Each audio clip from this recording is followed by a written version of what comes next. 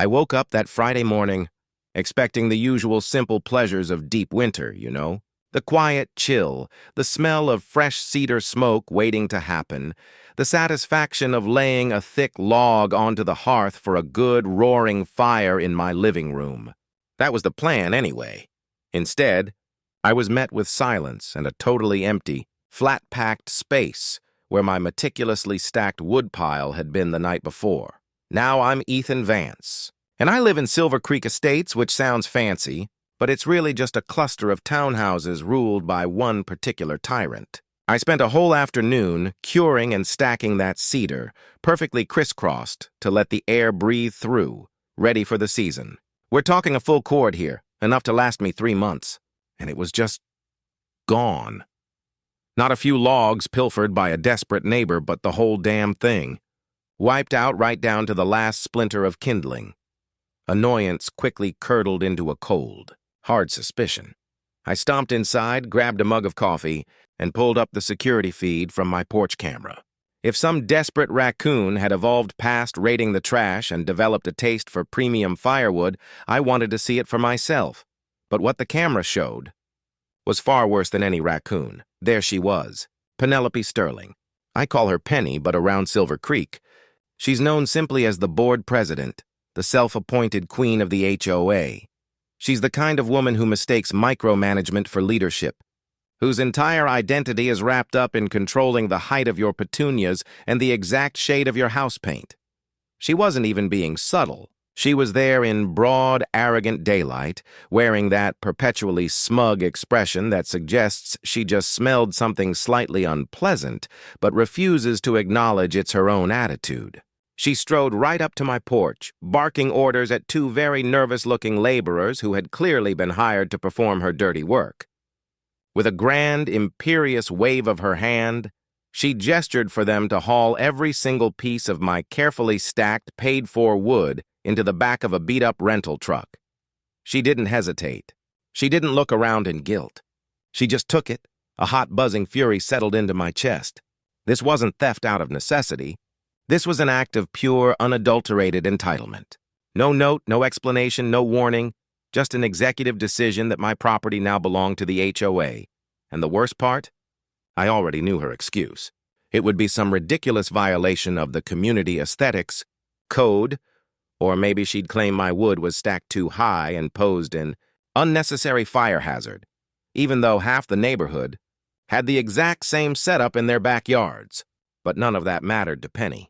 She made the rules, and she was the only one allowed to break them. I didn't even bother changing out of my slippers. I stormed down the street straight to her fortress. Her house, naturally, looked like a suburban monument to self-importance, perfectly manicured, with an absurdly pristine flagpole display and a mailbox so polished it looked like it could blind you on a sunny day. I barely had to knock before she swung the door open, already looking irritated as if my very presence was an inconvenience she had scheduled for next Tuesday. Before I could get a word out, she plastered on her corporate robot smile. "Oh, Ethan. Good morning. What a surprise! To what do I owe the pleasure of this unscheduled visit?" "You can start," I said, crossing my arms tight across my chest, "by explaining why you stole my entire supply of firewood." She actually had the audacity to scoff. "Stole, Ethan? That is such a strong, divisive word. I merely reallocated it for the good of the community." I narrowed my eyes. "Reallocated, Penny? That was my wood. I paid $400 for that cord. I stacked it. And now it's gone." She tilted her head, giving me the same patronizing look you'd give a Labrador that just peed on the carpet. "Ethan, you know as well as I do that the board has certain standards. Your wood pile was aesthetically disruptive. It was stacked in a manner that, frankly, clashed with the harmonious visual language of the neighborhood. I was doing you a favor by having it removed." I gritted my teeth, trying desperately not to raise my voice and give her the satisfaction of seeing me lose control. It was stacked in my backyard, behind a 6-foot fence. Nobody could even see it. She waved a dismissive hand, already bored. "That's not the point, Ethan.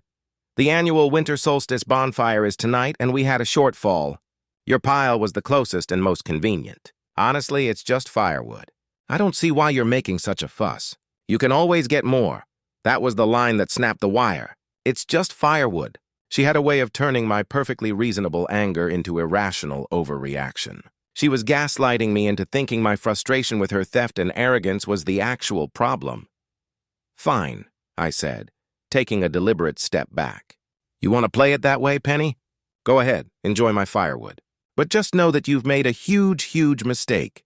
She gave a small, condescending laugh. Oh, Ethan, you are always so dramatic. I turned and walked away, not hearing another word, because my mind was already racing. Penny had been running Silver Creek like her own personal fiefdom for years, terrorizing people with her petty, arbitrary rules. But this time, she hadn't just messed with a neighbor. She had taken something personal. She had acted purely out of entitlement, believing there would be zero consequences. Well, I was about to teach her about cause and effect. I went straight to my garage, feeling a grin split across my face, a smile so brilliantly devious I almost started laughing out loud right there. Penny thought she could take what she wanted. I was about to show her exactly what she deserved. My hands started moving quickly, fueled by pure, malicious inspiration. I rummaged through my woodworking supplies and found the perfect components. A few old, larger cedar logs I hadn't split yet, my whole saw, and a bag I'd acquired a few years ago when I had an unfortunate incident with a shed foundation. A bag containing a very particular type of creature. I spent the next several hours in a state of meticulous, joyous work. The central conflict of Silver Creek wasn't the grass height. It was Penny's toxic manipulation. And my solution had to be equally manipulative, but infinitely more spectacular.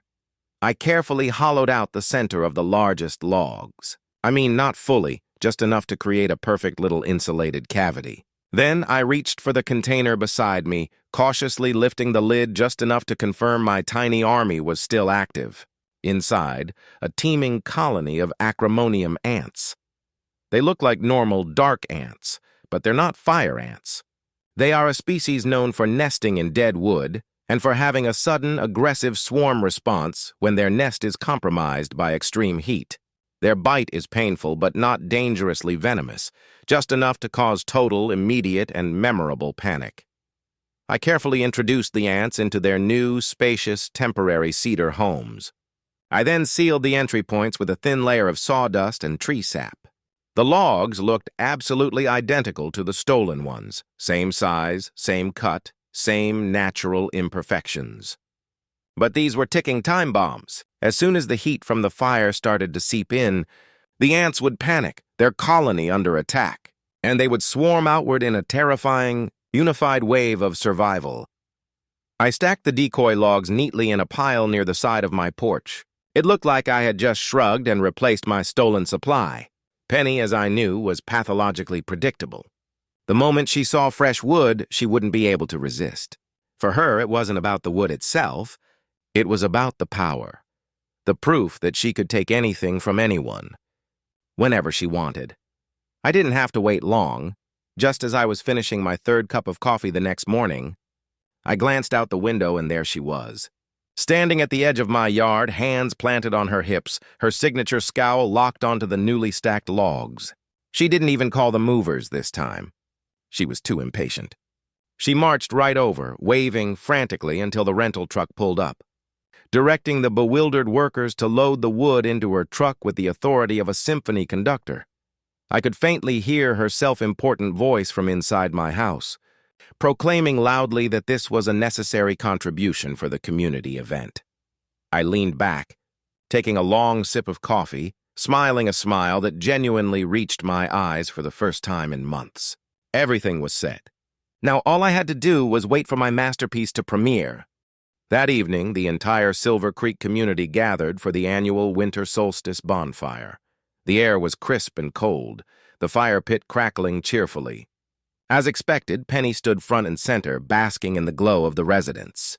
She had a handheld mic, her voice ringing out as she droned on about her personal sacrifice and her tireless dedication to ensuring a wonderful, safe event for everyone. She was soaking up the attention like a bone-dry sponge. Completely unaware that her moment of self-congratulation was about to become her absolute, cinematic undoing, people gathered around, sipping hot cider and chatting, the initial fire burning low and steady. Penny, in true dramatic fashion, insisted on having the honor of throwing in the first major log. She made a grandiose show of it, picking up one of the heavy hollow decoys, holding it above her head like it was a ceremonial offering to the fire gods, and tossed it in with a flourish. The crowd cheered. The cedar caught quickly, the dry wood turning the existing embers into a sudden, intense blaze. And then the ants woke up.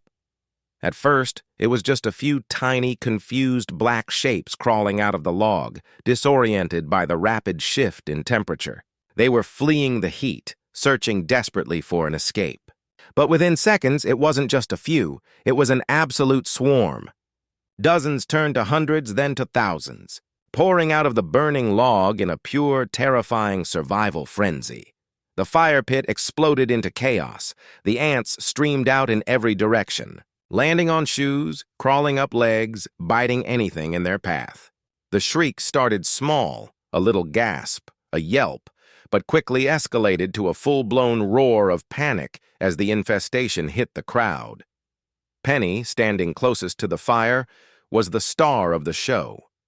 She let out a truly operatic, ear-piercing shriek, swatting wildly at her arms as the ants crawled up her sleeves, down her back, and, unforgivably, into her perfectly coiffed hair. She stumbled backward, arms flailing, and crashed head-first into the large, heavy refreshments table.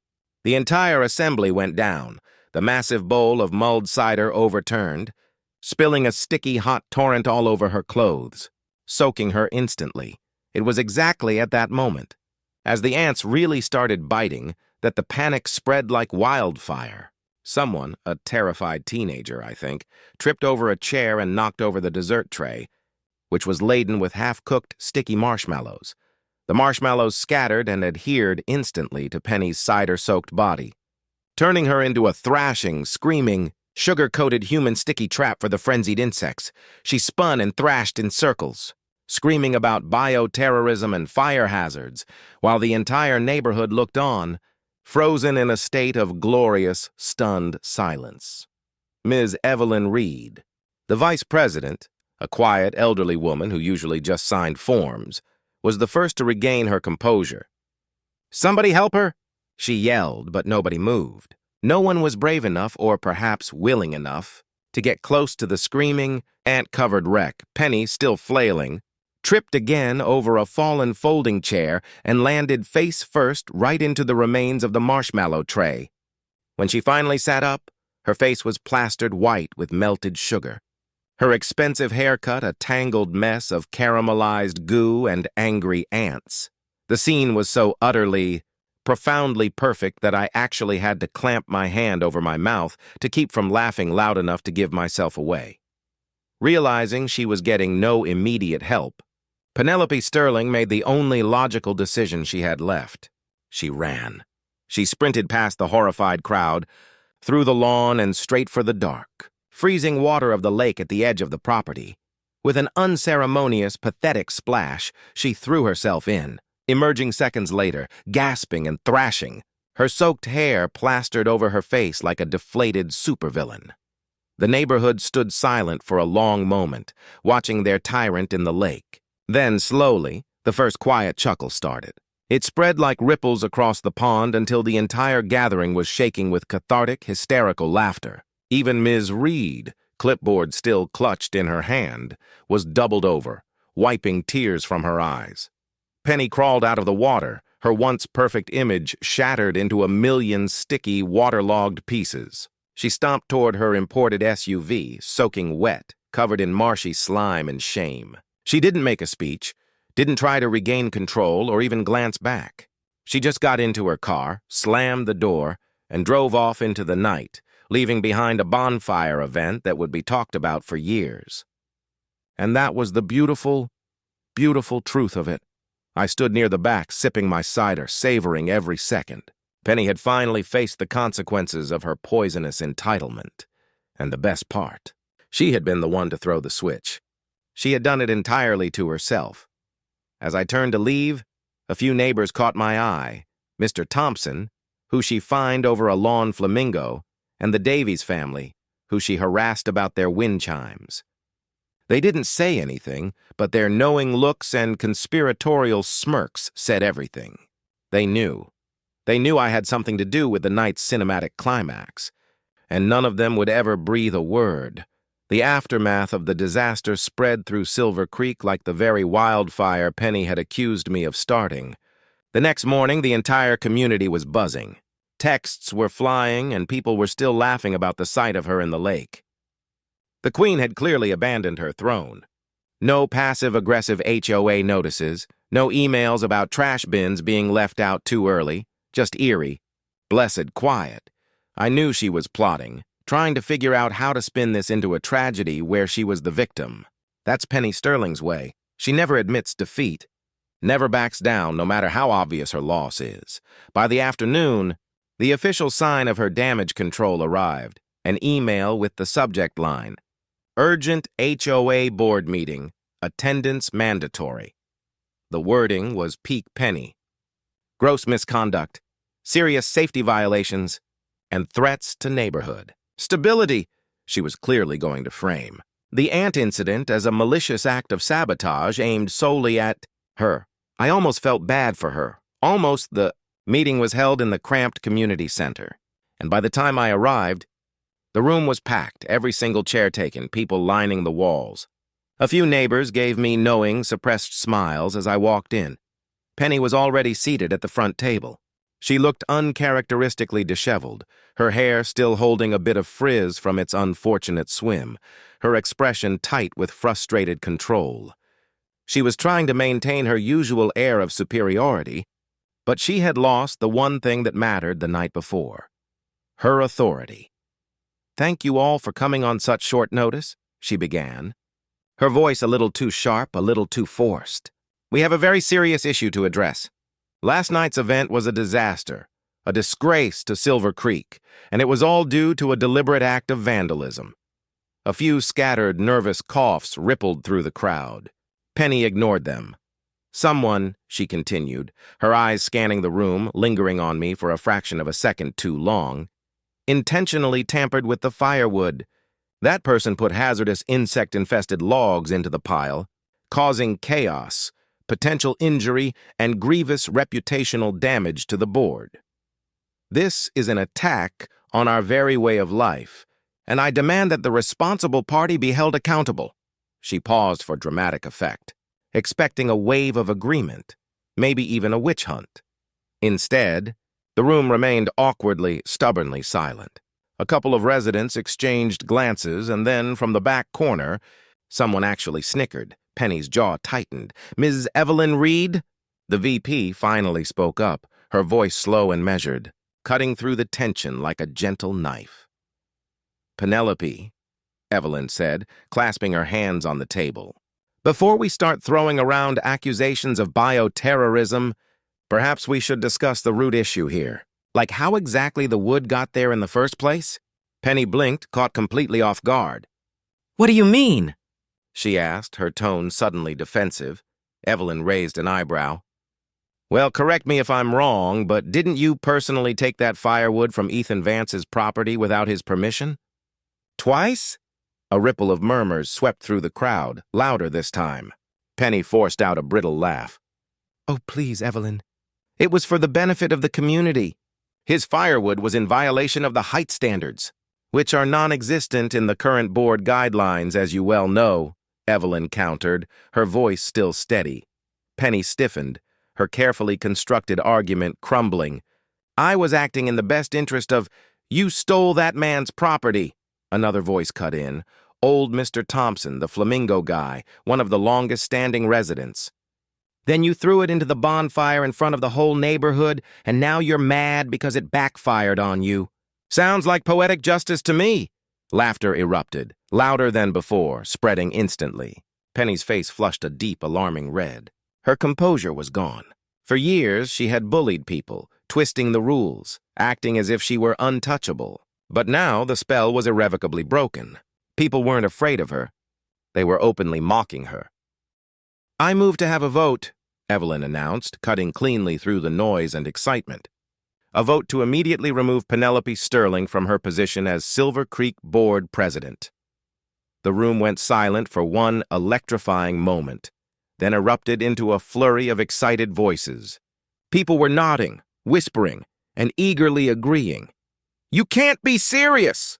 Penny sputtered, rising to her feet, her voice cracking. "I have dedicated years to this community. I have made sacrifices." "You stole firewood and nearly caused a neighborhood riot!" Someone yelled from the back. "You fined me for having the wrong color mulch," another added. "You wrote me up for leaving my porch light on too late." A third chimed in. "You banned our kids' lemonade stand!" A child shouted, perfectly timed, and that was the final straw. The room erupted in applause and shouts, all calling for the vote to be taken immediately. Evelyn, barely containing her own triumphant smile, stood up straight. "All in favor of removing Penelope Sterling from the position of board president?" Hands shot up across the room. More than half. More than enough. Penny's mouth opened and closed like a fish gasping for air. She looked around, desperate, trying to salvage one last shred of control. "You're making a mistake. You need me! This community needs me." But nobody was listening. The decision had been cast. It was done. Penny let out an inhuman, high-pitched noise, a mixture of total frustration, disbelief, and agony, and she turned and stormed out of the community center. The moment the doors slammed shut behind her, the entire room erupted into cheers. That night, I sat on my porch, a fresh pile of legally owned, perfectly seasoned cedar stacked beside me. The air was crisp, the sky clear, the kind of perfect evening that was made for a small, personal fire. As I watched the flames flicker and dance, a few neighbors stopped by, laughing, sharing a single malt scotch, reveling in the quiet victory. Penny's reign was over. The Silver Creek community was free, and for the first time in a very long time, the neighborhood actually felt like, well, a community again. I raised my cup toward the fire, smiling to myself. "Here's to justice," I murmured, tossing another log, a very ordinary, non-infested log, into the gentle flames.